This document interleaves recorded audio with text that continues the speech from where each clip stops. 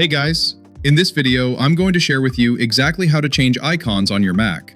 The version I'm using here is macOS 26.2, but you can apply this to pretty much most other macOS versions out there.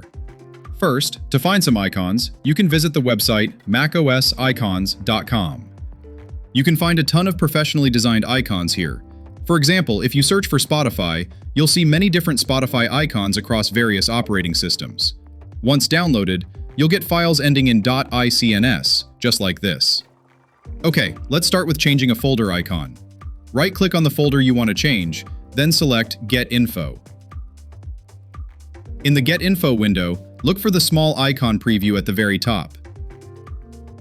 Simply drag the icon file you downloaded into this area. When you see a green plus sign appear, just release the mouse, and the folder changes instantly. If you want to revert to the default look, click on that small icon in the Get Info window until a blue outline appears around it.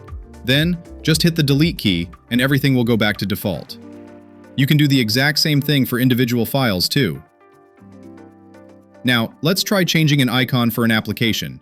Head over to your Applications folder. I'm going to try changing the icon for the Spotify app, and the steps are just like with the folder. However, when changing an app icon, you will need to enter your computer password, then hit OK.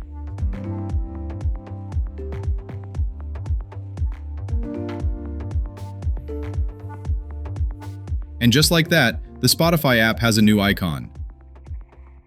One thing to note, if you have Spotify pinned to your dock, you might need to remove it from the dock and then pin it again to see the changes applied. To reset it to default, just follow the same steps as before. You can also create your own custom icons if you want.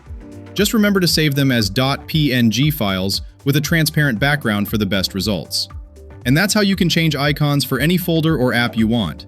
Thanks for watching, and please hit that like button to support the channel. See you in the next video for more useful macOS tips.